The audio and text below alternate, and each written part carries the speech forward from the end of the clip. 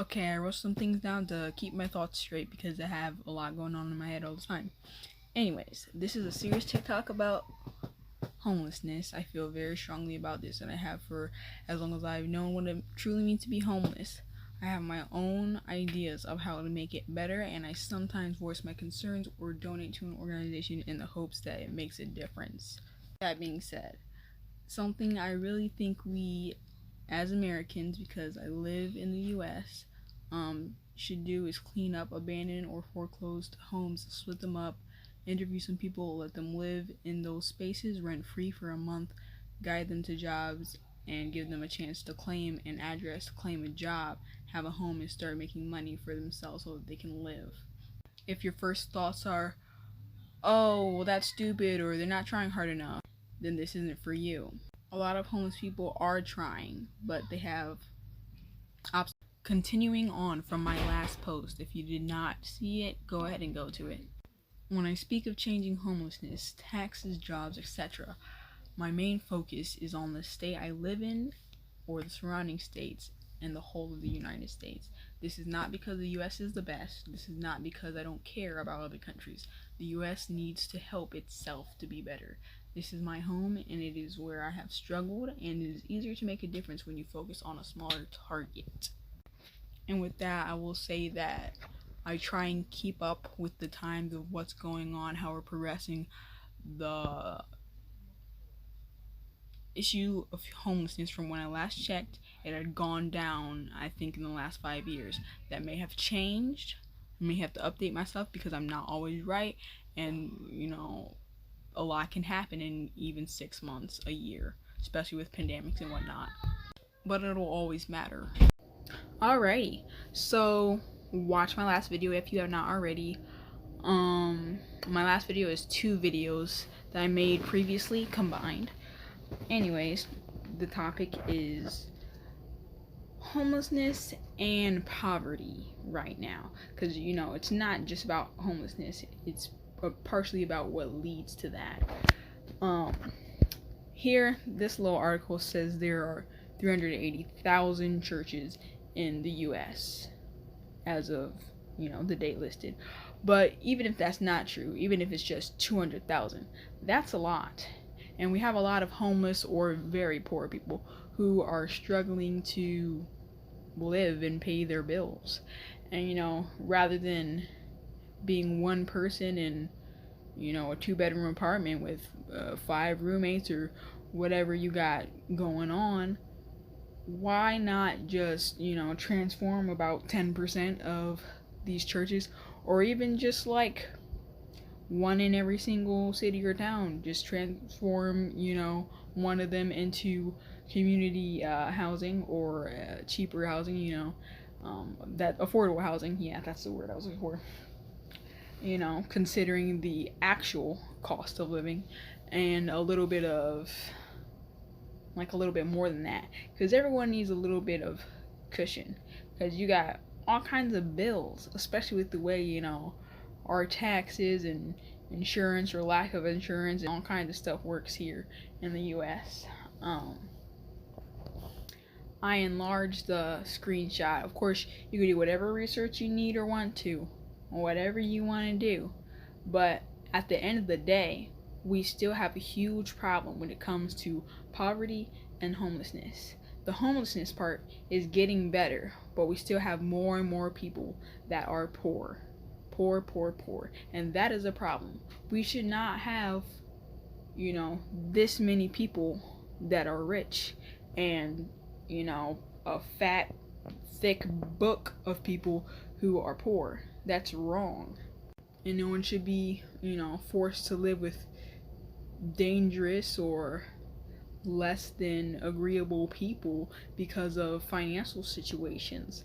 Not to mention, cars break down, or you don't have a car, or you're paying for buses, you got dentist appointments, doctor's appointments, you got a job you gotta pay attention to, maybe you got kids, health issues at the hospital, just anything. There could literally be anything wrong, and you could have 6 crazy things going on with you at once. And then we got debt with loans from school, houses, etc., etc. Why not help the economy by doing something economic? Pay attention when you step through. They're out to get you. Bugged out thugs with scarred mugs and beef to settle. And we know that you've been faking again. So don't say we didn't warn you, we ain't taking the blame. You wanna step through? What if them cats don't protect? Hey, stop for a moment. Is it exhausting to be such a hater? Just wondering. Black men hate all black women. The thing is, that's not quite it. I mean, there are some black men that do literally hate black women. But there's also non-black men that hate black women. But at the same time, when it comes to black men, the way that we grow up and are treated by black women, like even in our families and in our neighborhoods, you know, people who are supposed to be our friends, etc., is absolutely terrible. Like, I constantly talk to my one friend who's like lived in like not the best places and everything, and like we've been through some serious BS with the women in our families because the way they treat us is just unspeakably abusive, you know, mentally abusive, emotionally, physically. It's a lot to unpack. Duet this and tell me what's the oldest you would date and the youngest you would date. For me, the youngest would be 18, the oldest would probably be like 45. Hear me out. Not every 18-year-old or 19-year-old or 20-year-old or whatever I would date, or even 21-year-old, because a lot of them are too immature or just not for me. And then like not everyone that's like over 30 is for me either. But like, and also like when it comes to guys, that's less likely than like a woman that's like 45. So yeah, that was slightly in depth with that. And it is what it is. Plus I need me some sugar. Please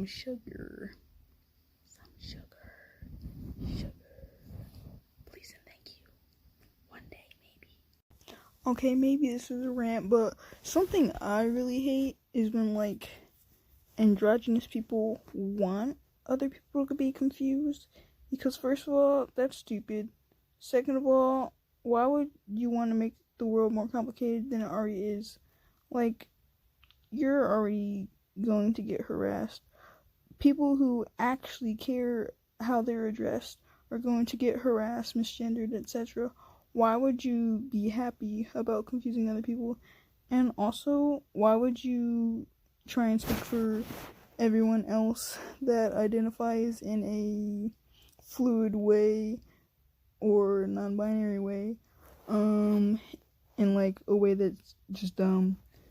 Like, if I say yes sir am for certain people that I know it's okay with, why is that a problem? People are always asking me, why are you stressed? You would be stressed too if you were a non-binary, trans, polyamorous, freaking pansexual, black, shorter than 5'10", freaking Ohioan, freaking person with anger issues, has EDS, possibly has anemia, freaking overwhelming urges to work all the time, plus your hands just shake, you have severe anxiety, severe depression, you're suicidal, and all this other extra stuff with freaking slight OCD and slight germophobia. It would drive you crazy and stress you out too. Plus, I am poor, and I don't have... So I made a video yesterday or the day before or something, and I was talking about how I'm able to have more than one partner at a time. During this video, I did not make it 100% obviously clear in a way that stupid people and ignorant people wouldn't be able to misunderstand me. I am polyamorous, ethically. I make sure that whomever I'm with understands what the situation is. If they're not okay with me having other partners, then we will not be together. I don't date people who are not okay with me dating other people, because it's not worth it. It's not worth putting anyone through that. It's not worth putting myself through that stress. On my YouTube, there are videos that talk about it and how I've dealt with it over the years. Cheating is not okay. Polyamory is okay. Every now and then,